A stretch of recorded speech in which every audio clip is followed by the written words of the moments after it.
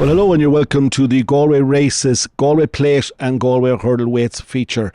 Our annual look at the two most important races of the week, and we're delighted to be joined by a fantastic panel. Firstly, the CEO of the Galway Racecourse, Michael Maloney. Good afternoon, Michael. Afternoon, George. Johnny Ward of the Racing Post and many other Off the Ball and many other publications, Racing TV. Looking forward to it, Johnny? Looking forward to it, George. The weather's been unbelievable. Larkin Wire tells me they've been watering here since May, so things are changing in Galway. I didn't think you'd ever need to water in Galway, but you do nowadays. You can see how the sprinklers out there this morning, they're hard at work, but I believe through to Galway it's going to be raining nearly every day for the next 7 after this, so that's not too bad either.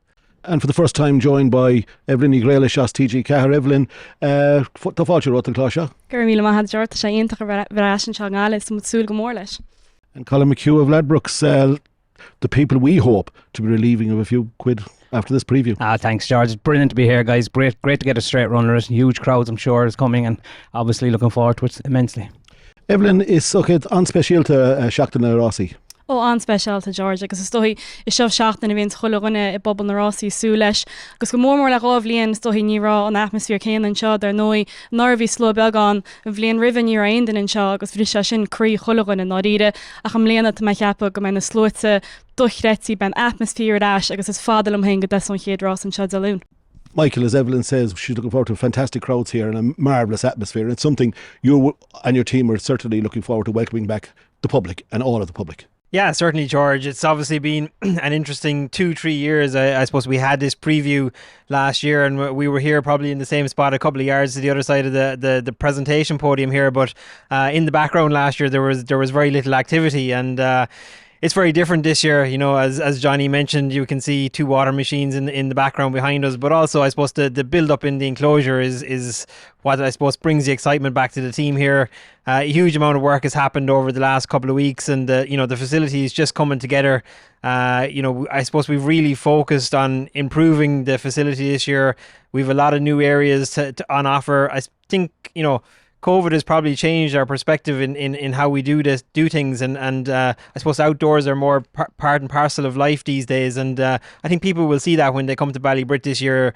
The structures, the facilities, the access to food and beverage has all been centred around, I suppose, the outdoors. So hopefully Johnny's wrong and it's not going to rain for the next 7-8 days after today. But look, I think it is. I think we have high temperatures at the moment. We've obviously done a lot of watering for the last week, 10 days, but it does look like it's going to turn after, I think, today, and temperatures are a little bit cooler, and we're even looking at rain heading into the weekends. So we're in a good position ground wise. Ground is good as of today. Really, probably for a flat, it's certainly on the easy side of good. So they've done a great job, and Jerry Broderick and the team, it looks amazing as ever. And I think people will be happy with it when they come. Now, obviously, we're a week out. If we were racing today, we'd be very happy with where we are ground wise. A lot can happen in a week, but I think we're in a good position to get it right, barring any major rainfall over the next couple of days. So all in all, things are looking really well. Colin, to have people back here, of course your own firm have the shop here, but the markets for the Galway Plate and Galway Hurler are beginning to take shape. People know what now the weights released, know what's taking part, but lots of punters have been keeping an eye on certain horses. We just look at Hurricane Georgie, for instance, winning the Midlands National. If we start with the Galway Plate, that was setting down a marker from Gordon Elliott's El Barra. You go to that novice handicap chase at Punchestown that traditionally is a great guide to this particular race, and some of last year's beaten horses back for more, and this year's top weight will be Easy Game off a mark of 160, 11-12. Brian Cooper dropped his whip, unfortunately, on the run-in last year. Would have saved you a fortune with Royal Rendezvous lasting home. I think some of last year's placed horses can certainly, I think, play a huge part in this year's race. Oh yeah, George, without doubt, let it not be forgotten that Galway is huge to the bookmaking industry. The week of, and I'd include the on-course bookmakers themselves. The volume of business that we'll turn over lends itself to either a win or lose year and at times, but we need that injection every now and again. And if you go onto the plate, I would guess it'll be a 10-1 the field, but plate and hurdle. Yeah, my own opinion would be El Barra. Our Fire Attack will go off favourite around the 10-1 shot. Easy Game ran a cracker last year, and unfortunate to have to run into Royal Rendezvous, was well handicapped. I'm not sure Hurricane George, while he won so well in Kilbeggan, does Kilbeggan win Galway Plates? No disrespect to Kilbeggan. There's a few other horses in there, Ash Tree Meadow, the couple of Coach Carters. If I had to pick what I think will go off favourite, I think Fire Attack for Joseph will go off favourite. But don't underestimate the volume of turnover that's here. Really, really, the bookmaking industry needs it. Funny on that, George. I was like, it's not all about Galway as well. There's Goodwood, and when you're in Galway, you just get into the mode of like you're having the crack and you'll have a few bets. And I claimed a horse from a race in Sligo, and he was due to make his debut in Wolverhampton during race week in Galway. So I always wanted to have a runner in Galway during the races. I did have one, but he was running in Wolverhampton. But so I was coming in and getting my taxi into the racecourse. Got off the train and I hadn't heard any meg about the horse at all. The taxi driver said to me, I've ordered for a horse running in Wolverhampton. I was like, who is he? Sabras, my horse. And I hadn't him backed, went into the Ladbrokes tent. The whole place was on him. He got up by a neck on the line. The only lad who hadn't backed him was his owner, and he won by a neck. So everyone has a crack in Galway, including in that Ladbrokes tent will be heaving next week as well. It certainly will. Many punt at Goodwood and Perth and places like that. But what we want is the winners of the two feature contests. And Evelyn, the Galway Plate, I know you've a family interest with the Mullins. Steve, some of your uncles have horses with Willie Mullins, but it's a wonderful race. It's a high quality race. I think the quality of the two feature races have improved so much in the last 7 to 8 years. But this year's Galway Plate, I think, is a really, really tough renewal for the ordinary punter to solve. It is an incredible race, really, and it's a testament to Galway. You know, that prize money. Like before, you used to see good horses after Cheltenham; they were put away for the summer. But now they're coming back, and they're like they have their few months break, and they're back for Galway because the prize money is incredible. Like up there at the top of the way, it's Gavin Cromwell's horse. This is a horse that ran in the Arkle, and like I think his jumping can let him down sometimes. He would have won the Drinmore a few months back, you know, if he jumped the last, and he came into a good one there with Beacon Edge. And you know, if he got his jumping right, he could stay, because we know he stays, so he could be one for the Galway Plate. And if you put that into perspective, a horse that was running in the Arkle coming back and running in this big Galway Plate handicap in Galway, I think it's incredible for Galway to have these big horses in it. And as you said, Willie Mullins loves this race, winner of course last year. But like, I think Easy Game, very, very good horse. Love the horse, actually. Top weight, it's hard to carry it around Galway, I suppose. If you're looking down at the bottom of the weights there, Rock Road won the Mayo National. We were covering Ballinrobe that day up with TG Cahir, and the amount of money that went on that horse before the race was incredible. And of course, jockey bookings would be very interesting before the Galway Plate, but Kieran O'Callaghan, a great £7 claimer, rode him that day, and it was incredible. And I think he could be significant, because I think he could be in line, Johnny, to probably claim a few pounds off Easy Game. It's that, I think if he's to win it off the mark and off that type of weight, I think they're going to have to claim off Easy Game. Now, whether he's a boy's ride is another thing, but Kieran O'Callaghan certainly done well aboard Rock Road, and he's a very, very promising claimer. Yeah, he, as Evan mentioned, there was some gamble that day, and didn't look like an inexperienced jockey at all. And it is a classy race now, and I think a few pounds makes a massive difference. I mean, you're the horse you're tipping in the race. I know you'll tell us in due course, George, but like a pound or two here actually does make a big difference. £7 makes a massive difference if you can claim even a £5 claimer. And I think it's a fascinating race this year, and I'll be fascinated to see the jockey bookings on the day as well. Colin, that's another thing that you've got to take into consideration. But looking at from a form perspective yourself, El Barra, he was another winner, as I said, won at Punchestown. Fire Attack has won at Punchestown as well. Fire Attack really jumped very well. And what I thought was interesting about Fire Attack was the first time he had ran over obstacles on decent ground. He'd been running on winter ground, not really bad winter ground, but it was decent ground. And I think it is that Joseph O'Brien, who has won this, of course, with early doors, he might have said Galway is our target here. One of the things I had a look at yesterday, and I actually looking at Fire Attack's form, it was all on heavy ground over the hurdles. I don't know how strong the race. I think he bet bold enough up in Punchestown. I don't know how strong that race was, but bold enough ran well here last year he ran well. But I definitely feel he's a bit of a plot that was put away. Found a nice race for him to win at Punchestown. The race that El Barrow won, again, I thought El Barrow had all the hallmarks of what a Galway Plate winner would be. Jumped out in front and jumped extremely well. A couple of horses camped and went away. So definitely El Barrow will be one. As the guy said, I think Paul Town in selection will obviously tell a tale, and it'll half in price, whatever the case would be. Easy Game definitely ran a cracking race. There's a horse there that ran a couple of times in Perth, belonged to Gordon. Ash Tree Meadow will run, and I think one that Gavin Cromwell has could come alive. I like the way you're thinking. Ran a couple of times. He's a bit of a heartbreaker, but I definitely think, he's going to be. It might be shorter than what he should be and what he's done, 10 or 12 to 1 when you probably would have tissued him up at 20s, but they definitely could come alive. Well, I like the way you're thinking. I've thought for 18 months that he was a Galway Plate winner, but after that shocking display in the Midlands National at Kilbeggan, if he can win this, I'd send the Mayo hurlers, let alone the footballers, to Gavin Cromwell to try and win in All Ireland. We haven't mentioned we'll have Sam Maguire here as well for race week. We never even mentioned that. That will be as well, Johnny. Just on one other horse as well. I mean, I followed Gabbianaco since he was a hurdler. He's my heart broke. I just feel he will not be able to jump at the pace they're going to go around here. You're both agreeing he's jumping anyway, being a bit of an issue. It's his jumping that's let him down. Like, he's a top class horse, but it's just that jumping under pressure. And like, I know a lot of his races were in smaller fields as well. Like the Galway Plate's going to be a big field, quick pace. Like, I don't know if he'll be able for that pressure, but if he gets around and jumps well, he could be one to beat, because he has the quality, really. There's a yoke in that. I mean, it'd be some story of the Sharks, the yoke that won the big race in Sandown. How won the worst renewal of the Whitbread Gold Cup in living memory. And I think he was unlucky in Ballinrobe. I think he was caught by something that was just finishing strong. Look, I think it'd be a 20-1 shot that'll run well. Runs from the front. Yeah, but I can't see him winning off a mark of 155. I'm disappointed that none of you mentioned the winner in this. And the winner, like we've seen, Royal Rendezvous was put away from his unlucky efforts the previous year behind early doors and was targeted at the Galway Plate. And I'm thinking Willie Mullins worked backwards from that. His nephew Emmett is a very, very shrewd young man. And the shunter, guys. You're right about the trainer, you're wrong about the horse. Between Here the two we of go. us now, here we Here we go. One Here's of them the is first above the argument other. of the preview. I just think the shunter was in the wrong position jumping the last year. Got caught in on the inside. Wouldn't have beaten Royal Rendezvous no matter what, but has been left off all winter. Some of the races he returned in, I just thought that these would put him cherry ripe, and I think the fact that they threw him in on the flash up in Sligo, that was enough for me. And he's a couple of pound lower in the ratings. Again, we're going to be the Mark Walsh, who Mark Walsh rides, but the Green and Gold have won this with claiming jockeys in the past, and I just think the shunter is a huge chance, guys. Your thoughts? My own opinion is I'm not a lover of the horse. I think he has landed the touch a couple of times that he did land the touch, and I just find it'd be probably about 16-1 shot, but no, not for me. I actually think the other one might I'll have a word in your ear if you put it here we 16-1 go. in a moment. I have a bad strike rate with you.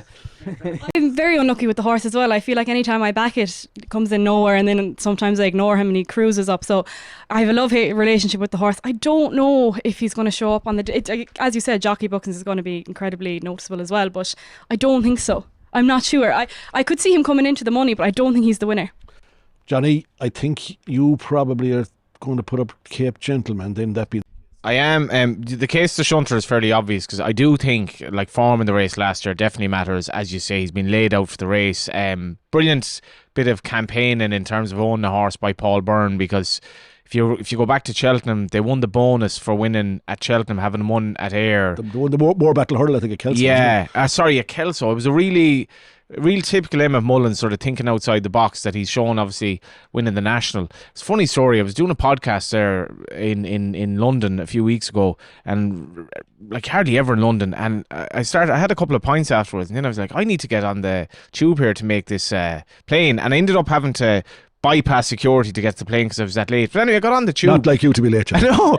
I was on the tube. I was watching Ballinrobe, actually, as it turns out. I was having a few bets in Ballinrobe. I was down a few quid, and then got on the tube, and who was sitting across from me? Sam Whaley Cohen. It was like in the middle of London, like Sam Whaley Cohen just sitting across from me on the tube, and it just shows what Emma Mullins can do. And Cape Gentleman, I think he's going to do it with. I can see your case with the shunter. I think he'll run well. Was he fourth in last year's Galway hurdle? Yes, absolutely. And jumped the last ahead. If you go to his novice hurdles form, he's a lot of class. He actually he won in Cork on heavy ground, but he's Champs-Élysées. I spoke to him this morning. He said Galway Plate is the plan. Didn't ask him about the shunter, actually, George. You wouldn't be told that he was. Galway Plate is the plan, and I think he's been led out of this, and I think he has the class, and he's 154, which is he 154? 152 even. So he's the exact same. So if the market can clarify what the stablemates running off the exact same rating have in terms of each other, it'll be interesting. But I think both of them have a chance. I like Cape Gentleman. The class there's plenty of class horses as well. A wave to the sea. If this race had been run at Leopardstown, you'd probably say that he'd be 4 or 5 points shorter in the market, but he's another of the McManus band that has used the Grimes hurdle over the number of years as the stepping stone to this race. I thought ran quite well in the Grimes hurdle this year behind Santa Rosa. Totally. Santa Rosa is a very interesting entry in Galway as well. And the Wave of the Sea has he's very versatile regard. It's only 6-year-old. It's hard to believe. He's been around. A juvenile hurdler has been around so long.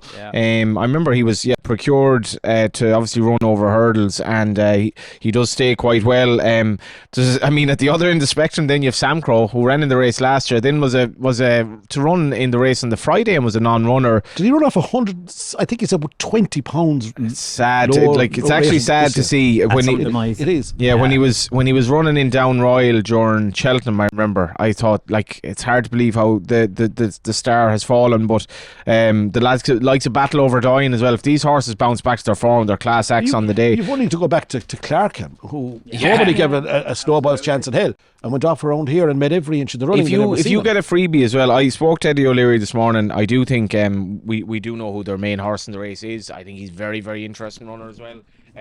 Now, maybe that Punchestown form isn't mad strong, but good ground, like going right-handed, same test in some respects. And Joseph, obviously. I thought, and I put this question to the three, we've all seen that race at Punchestown.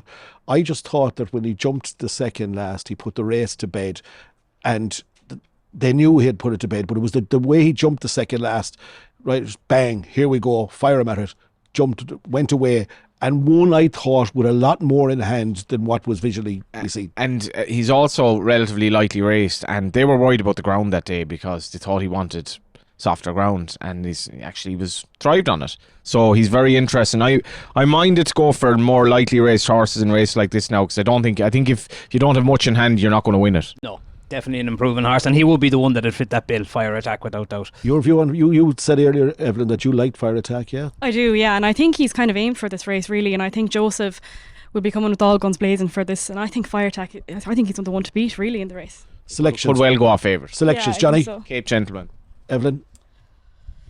I really do like Fire Attack, but not the one I have to mention, because if I don't mention it, I'll get in trouble, because I've been talking about him his whole career as Ronald Pump. Now, I know this horse has broken my heart, and he's been behind Honeysuckle on so many times, but he fell in the Irish Grand National when I thought he was actually going to get a place, because I know he was off the bridle very, very early in the race, and I thought he was gone a long, long way out, but he does that, he stays, and I think if you've maybe a lot of hustle and bustle in the race, that you could get Ronald Pump maybe coming on the outside very, very late in the race.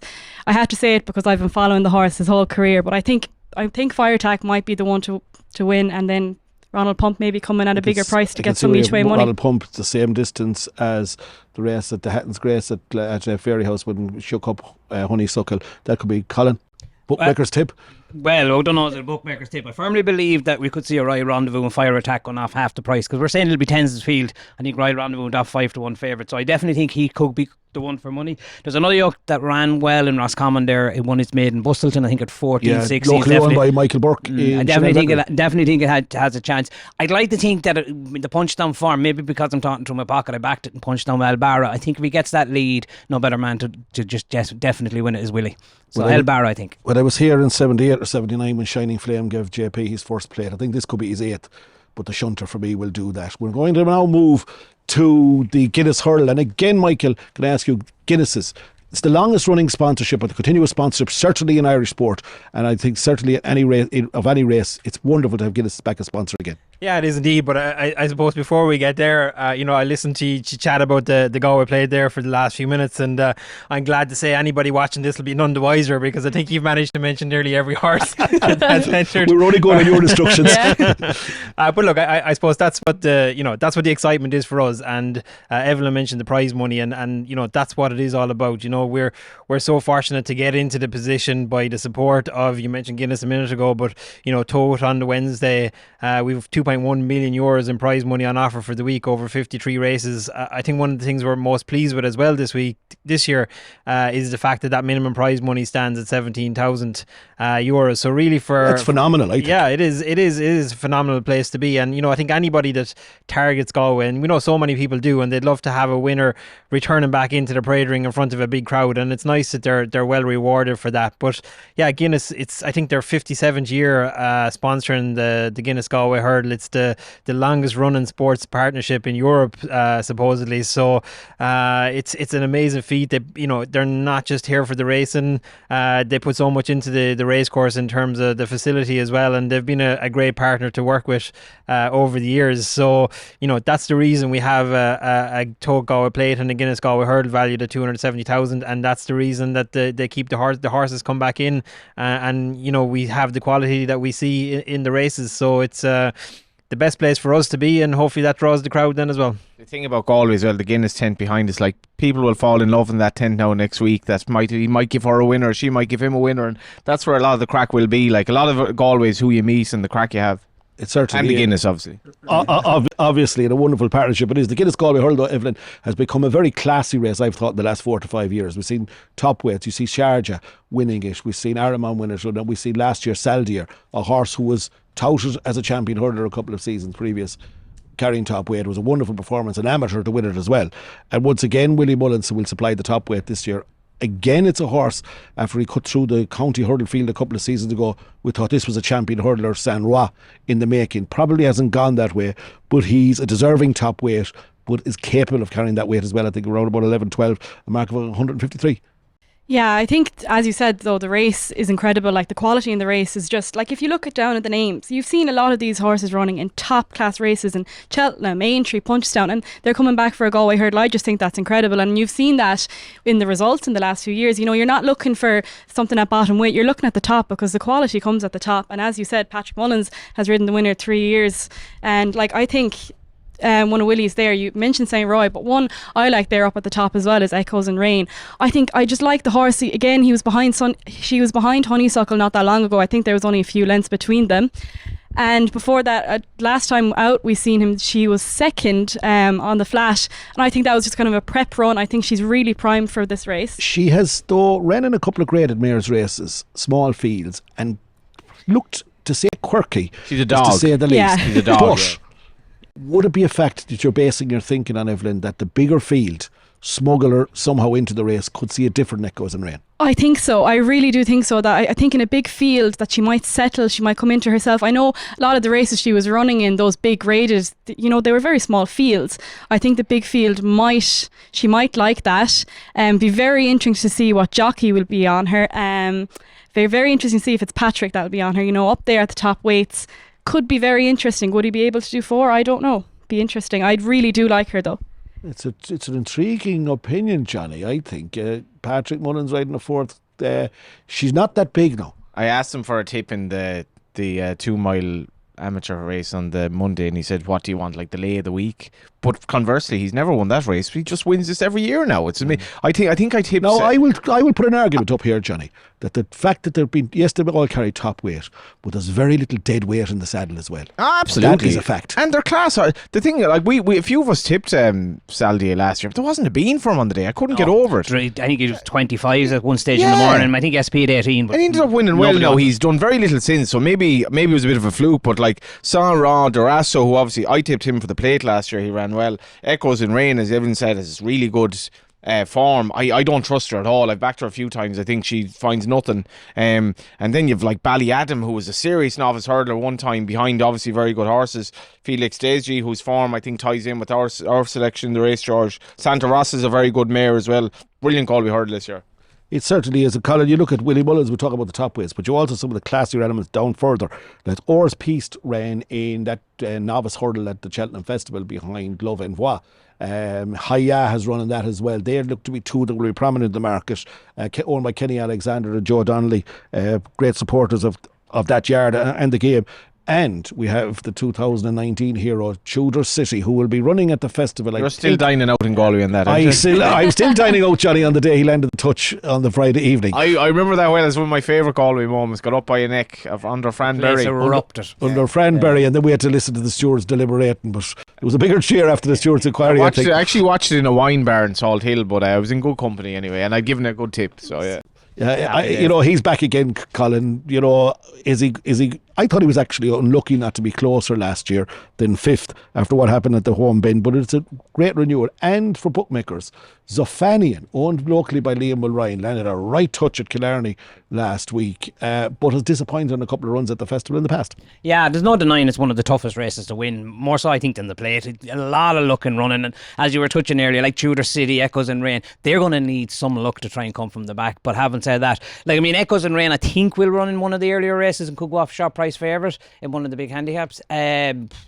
Me personally, I think there's a horse there belonging to Paul Nunn. I love him to win. Is that HMSC horse? I thought that run in the Curragh was... Won the Ragusa handicap. Yeah, I thought it was very impressive. She texted him today, so he didn't get back to me. I'll see if he got back to me. He just doesn't want you to tip it, Johnny. He knows what you'll do. Don't say anything yet till we're back. Yeah, I think for the first time ever, I think Willie won't have the favour. I think that could go off favour HMS. It'll be a 10-12. There's a couple of Willie's horses in there you have to take notice. I think Tax for Max is definitely going to win a pot. I think was it Fairy House? He was coming up the inside and got the head chewed off in the one of behind JP's the Race Clan one. Yeah, definitely would have been a big performance and travelled well in. There's another yoke as well, and I actually remember in Punchestown, I had done something for one of Willie's stable lads, and I said, "Give us a horse for the week," and he said, "That." I can't pronounce it. Admittedly Chosen ran on into 4th, and I always said that lad wouldn't have put me wrong. So I definitely think there could be a pot in him as well. But I do like the form of HMSC horse. I thought it was top class. Johnny, you were talking early on. You were Santa Rosa. I just don't think the ground would be.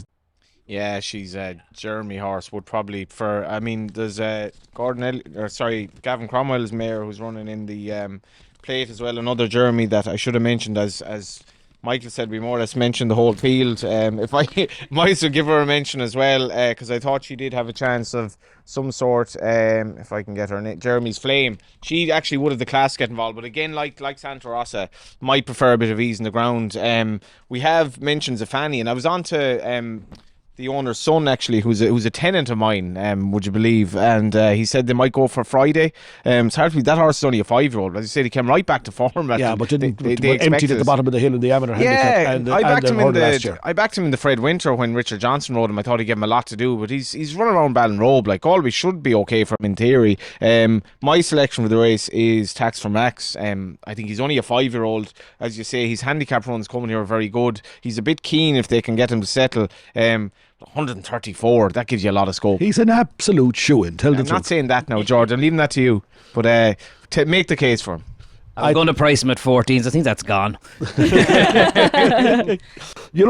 What Patrick said Far Out was his sort of selection. Yeah, now, I actually think that they're closely tied in, but Far Out's had a few chances. Think about Far Out the last day at Leopardstown. He was so weak in the betting, he can't have been fit. He was like put in at 30 days. Still ran on. About 7s. Yeah, still ran on. And so I reckon he's definitely been prepped for this. But you can say that for about half of these. Well, one well last year as well. Far Out. He bet Tax for Max when the money was. There was fortunes for Tax for Max last year. Yeah. And he bet him well. That was a conditions hurdle, but the key point is that the greatest cut of all has happened to Tax for Max since then. He's been gelded, and I think he just greatest cut of all. I just think he mightn't have Daryl Jacob riding him either, will he? I don't know about that, but I just think the nature of this track here, it's not as wide open as Punchestown and Fairy House. The infield, all those trees down the back early in the race, he looked to be secluded. I think they've a great chance of getting him settled. Right. And that's the thing. In my view, to reappear a horse bring him back in a county hurdle tells me they have a target somewhere. The couple of runs then, the run at Punchestown, he never settled at all and was just nailed by Felix Deji and the horse Far Out that came down. They found a weak race from him in Punchestown as well. He went off odds on him in May. Yes, under 30 odd, and actually tried to make all with him, whatever they were, sent him on pretty early. Whatever they were trying, maybe just to teach him. Much will depend on how he settles. If he settles, I think he'd trade very short in running. Anna Bonina, Party Central. Anna Bonina won a Scottish champion hurdle. I was there at the time, and there was good money from him late in the market as well. John O'Connell's, yeah. Definitely was good money for it late. And also Evelyn, Party Central, she won that Good Mares handicap hurdle at the Dublin Racing Festival. Yeah, a horse I've loved actually this season, Party Central. I think the way she jumps, actually, I really like her. I don't know if this race suits her, but I think she might be up there in the price. It's really short enough. But one you mentioned there, Colin, HMSC horse. This is one horse I loved. I actually tipped the horse going to Cheltenham for the Boodles, and he placed behind Brazil in the Boodles, and I really did like that performance, and he was staying on well, and I think he jumps incredibly. Like the last day now, he won on the flat up on the Curra. I think that was, absolutely bolted up. And the first thing the owner said was Galway. And Paul Nolan, Cúna Gray, the horse with the green and red. We all know Clune River and Saint. There was another John Cullen. Came down the absolutely brilliant ride. John Cullen. Twal rode around, but that wasn't. No, I remember Cúna Gray well. Cúna Gray won. The other horse. Another one as well, was he won. He's won 3 Galway. There's no denying that Paul has had some very bad luck in the last couple of years. But he's a wonderfully nice guy. It'd be lovely for him to get a pot like that. Bounces back all the time. We have a challenge to remember that now before the end of the broadcast. Who was his third Galway? Have it in 5 minutes. Give him a chance. It's killing me because I was speaking to John Cullen afterwards, and it was a wonderful ride. He didn't text me back either, which is probably a good sign, I think, for your selection. Yeah. Just to look at a few more of the races. You said San Ra towards the top. We've mentioned virtually them all, as Michael will tell us. Jesse Evans ran place in this last year. Yes. Yeah, and another horse that's quite young. What age is Jesse Evans? Definitely time on his side. Only a 6-year-old. To win this, one of more rainbows, pinch hitter back. Absolutely, going to be a good horse in the flat as well. Say again, is that horse? Say again. I knew he'd have it. Less than 5 minutes. Say again, is that horse? But the horse, the HMSC horse, is very interesting because, like Galileo, he's only getting there. 4-year-old. I presume we haven't had many 4-year-olds win the race. Last 4-year-old to win the race, I think, was Perugino Diamond, ridden by Jim Cullerty for Seamus O'Farrell back in 1999, I think. Wow, well, I'm impressed. If you can go and start bringing like 3-year-olds to the Melbourne Cup, you start winning Grand Nationals with like very young horses that are barely out of novice company. That's true. Things are, at least he'll be unexposed. So finally, to wrap up for the Galway Hurdle, the winner is Johnny. Yeah, I'm with you. I'm with Tax for Max. Tax for Johnny and George. I'm stuck between 2 Echoes and Rain, or if she goes in, she could run on the Monday, or she's entered on a race on the Friday as well, I think. But HMSC horse, I think my heart will go for her, especially, as you said, for Paul Nolan. I think he really deserves it, and the owners love Galway, so... Unfortunately, I mentioned Tax for Max as well, I think, but I think Far Out could come live in the market. Don't worry, Tax for Max wins. That's a bookmaker. Just before we finish up, in one belt... horse outside the features you're watching, just one quick one, Johnny. You can start with you actually, Colin. Well, there's only one horse that's caught my eye, simply because we were on the receiving end of a good gamble, but Jessica has a horse called Darien that won in Limerick a couple of weeks ago. I think it won snugly, short head it won, but I think it won snugly, but the money was very serious and very late, so I'm very interested if it togs out for the week. Evelyn? One I like is Dam Rapide out of Barry Fitzgerald's stable, form behind Echoes and Rain actually, and the last day he was behind HMSC horse in the Curra. So I think if HMSC horse runs well in the Galway Hurdle on the Friday, I think Dam Rapide could be one just to keep an eye on. I really like his form, and I think the Galway would really suit him coming on the outside. I think that's his style. Johnny? I'm going to give one at a big price if he runs in the 2 mile race, which is the Connacht Hotel race. Now, just to give the sponsors a mention, that's Micromanage, a horse who's frustrated many times, but I'm genuinely intrigued as to what Patrick will ride in this race. It's not going to win, no. But whatever, so Micromanage might have a chance. I apologise, I should have done more work, but follow me on Race TV during the week because I love Galway. I'm looking forward to Galway more than Punchestown, I have to say, if that means anything. It's because the quality of the race and the fact that there's a great atmosphere here, and as you say, the Guinness tent and people falling in love and all that stuff. Yeah. And for the one outside the feature races, for me, it has to be My Boy Bob, brought back after an abortive run in Clonmel to run at Killarney a couple of days ago. Looked to me to be arriving on the scene on the outside, but my view was he'll run in one of the handicap hurdles over 2, maybe 2.5 miles. We'll arrive tanking at the second last, we'll saunter into the lead, and we'll be all heading, like Johnny, to the Guinness tent after My Boy Bob.